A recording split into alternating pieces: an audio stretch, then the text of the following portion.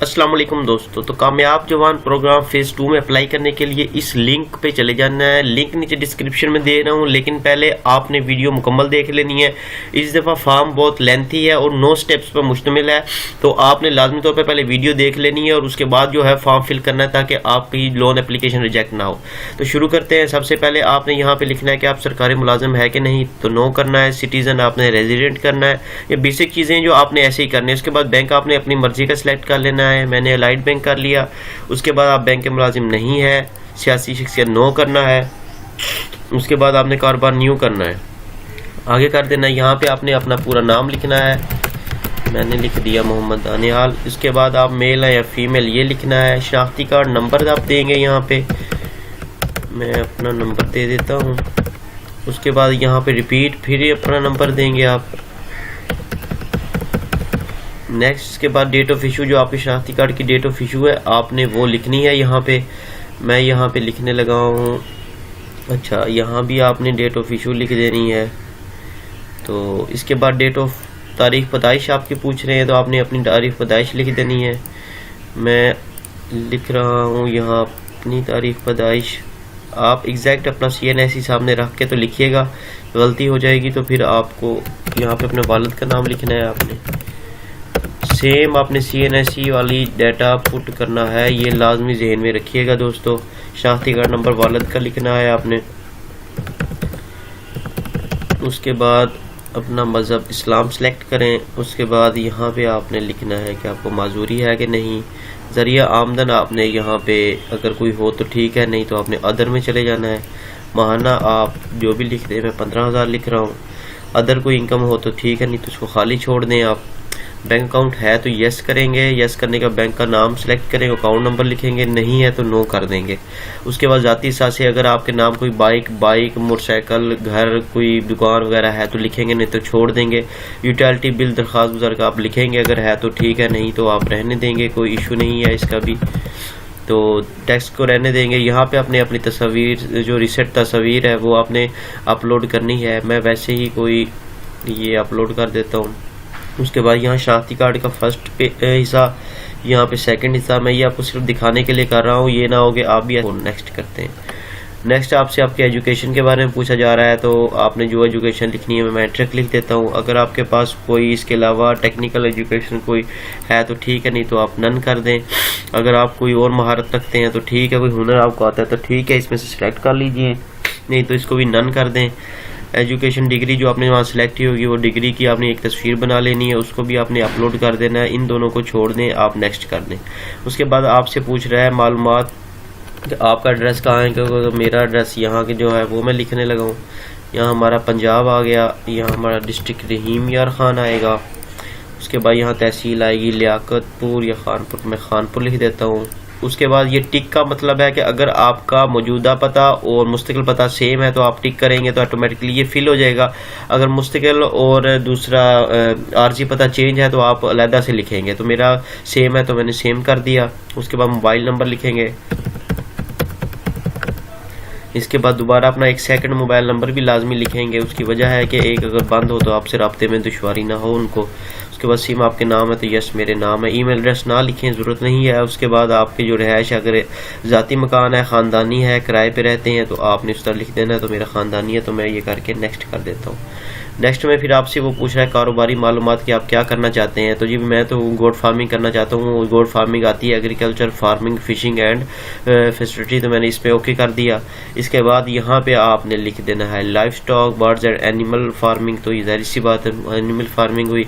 इसके बाद यहाँ पे अब मैंने सेलेक्ट कर लेना है गोट फार्मिंग, ये गोट फार्मिंग आ गई। जो भी आप बिज़नेस सेलेक्ट करेंगे आपको तो पता होगा, क्योंकि जो आपने बिज़नेस करना है उसके बारे में आप बेहतर वेल नॉलेज रखते होंगे। तो ये बिज़नेस नेचर मेरी है, लोकल सतह पे बिज़नेस होता है, इंपोर्ट एक्सपोर्ट का काम नहीं है। तो है कौन सा, गोट फार्मिंग। गोट फार्मिंग यहाँ भी डिटेल में भी आपने गोट फार्मिंग अपना जो भी बिज़नेस होगा वो लिखना है। आपने कहाँ पे करना चाहते हैं वो भी आपने एड्रेस लिख देना है। उसके बाद आपने यहाँ से अपना सुबह सेलेक्ट करना है। उसके बाद आपने अपना डिस्ट्रिक्ट सेलेक्ट करना है।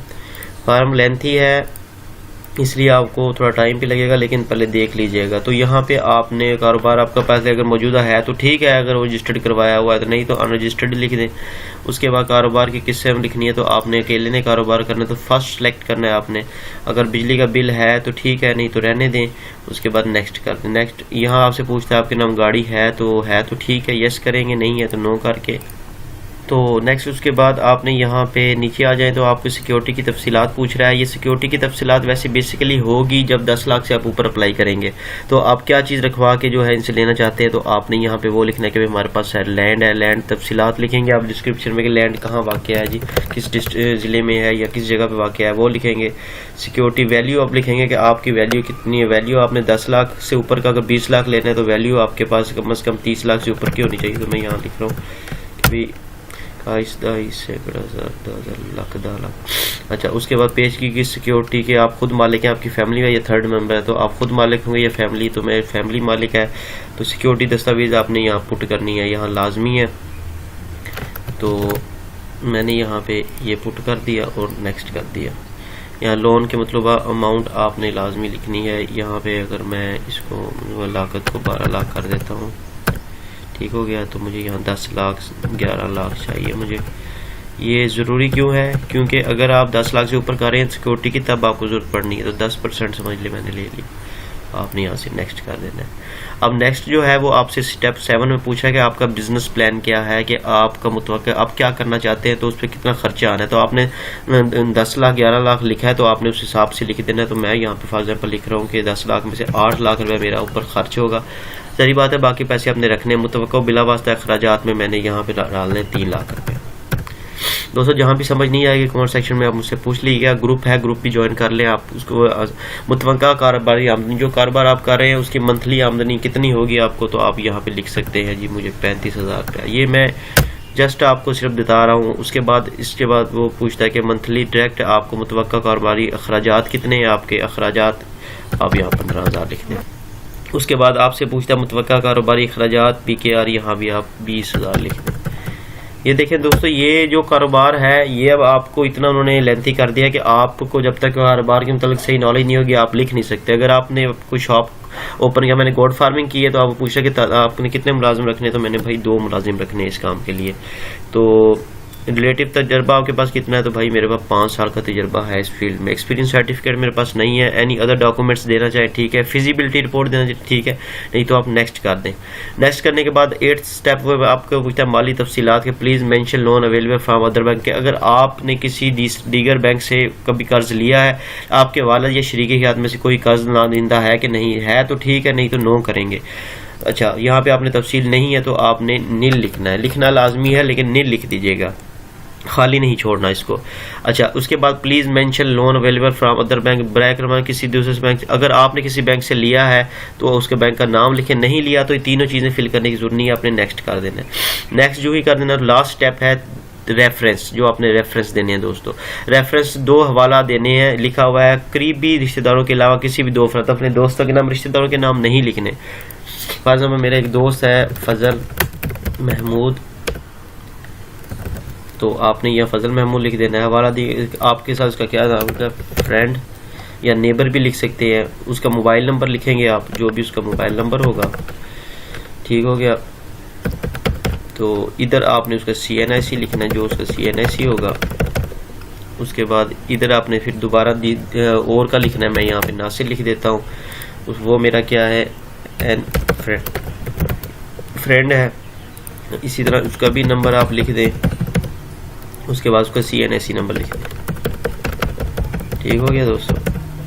उसके बाद आप इसको प्रोसीड कर दें और यहाँ पे आपने कैप्चर देनी है। कैप्चर में आपने ये लिखना है 3x5d, जो भी कैप्चर होगा V, और यहाँ प्रोसीड होगा। आपका जो है मोबाइल नंबर लिखा होगा, हर चीज़ लिखी होगी। उसके बाद आप यहाँ से सबमिट एग्री करेंगे और सबमिट करेंगे। जो ही आप सबमिट करेंगे तो आपकी दरख्वास्त जमा हो जाएगी, आपको एक मैसेज आ जाएगा, ठीक होगी दोस्तों। इसके अलावा कुछ पूछना चाहें तो मैसेज मैं कमेंट सेक्शन में आपके लिए हाजिर बैठा हूँ, पूछ सकते हैं। वीडियो अपडेटेड बनाता भी रहूँगा इसके ऊपर। ग्रुप ज्वाइन नहीं किया तो लिंक नीचे दे दूँगा, उसको ज्वाइन कर लें, आपको बहुत मालूमात मिलेगी। तब तक अपना ख्याल रखिए, घर वालों का ख्याल रखिए। अल्लाह हाफिज़।